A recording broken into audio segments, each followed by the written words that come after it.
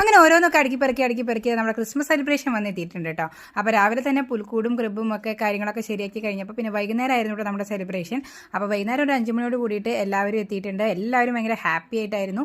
അവർ വന്നിട്ട് അവരുടേതായിട്ടുള്ള ഡെക്കറേഷൻ വർക്കും ഉണ്ടായിരുന്നു കേട്ടോ. ബലൂണുകളൊക്കെ വെച്ചിട്ട് അവരവരുടേതായിട്ടുള്ള രീതിയിൽ അലങ്കരിച്ചിട്ടുണ്ട്. അങ്ങനെ നമ്മുടെ വീടിൻ്റെ മുകളിലായിരുന്നു കേട്ടോ നമ്മൾ ഇതുപോലെ സെലിബ്രേഷൻ സ്റ്റാർട്ട് ചെയ്തിട്ടുണ്ടായിരുന്നത്. അങ്ങനെ ഒരു 5:30 ആയപ്പോഴേക്കും എല്ലാവരും എത്തിയിട്ടുണ്ട്. പിന്നെ നമ്മൾ ആദ്യം തന്നെ എല്ലാവരും കളിച്ച് ക്ഷീണമാവണേറ്റ് മുന്നേ എല്ലാവരൊക്കെ നിർത്തിയിട്ട് ഒരു ഫോട്ടോ സെഷനൊക്കെ ആയിരുന്നു. അങ്ങനെ എല്ലാവരും കൂടി കുറച്ച് ഫോട്ടോസൊക്കെ എടുത്തു.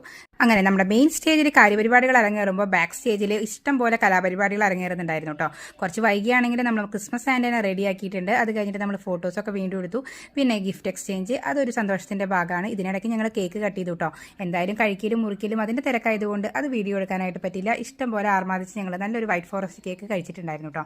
അങ്ങനെ നമ്മളെല്ലാവരും കൂടിയിട്ട് വീണ്ടും ഒരു ഫോട്ടോ സെഷൻ അത് ഇടയ്ക്കിടയ്ക്ക് ഇങ്ങനെ എടുത്തുകൊണ്ടിരിക്കും. പിന്നെ ഇതിൻ്റെ ഇടയ്ക്ക് കളികൾ ഇറങ്ങേറും. പിന്നെ ഇവർക്ക് ഇഷ്ടപ്പെട്ട കുറേ ഗെയിംസ് നമ്മൾ പ്ലാൻ ചെയ്തിട്ടുണ്ടായിരുന്നു. അതിൽ ഏറ്റവും ആകർഷകമായിട്ടുള്ള ഗെയിമാണ് കേട്ടോ ഇത്, കുപ്പിയിൽ വെള്ളം നിറയ്ക്കുക എന്നുള്ളത്. അത് വളരെ ഗംഭീരമായിട്ട് അവർ ചെയ്തു. പല ടീമായിട്ടായിരുന്നു കേട്ടോ കളി. അവർ നിർത്താനേ തോന്നിയിട്ടുണ്ടായിരുന്നില്ല.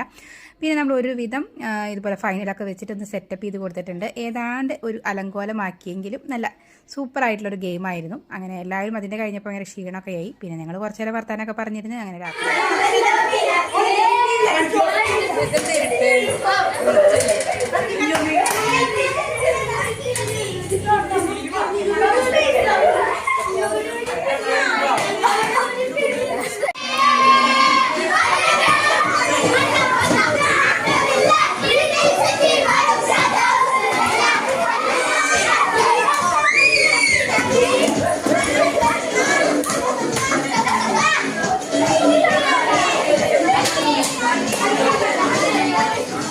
ഇപ്പോൾ പിരിഞ്ഞു.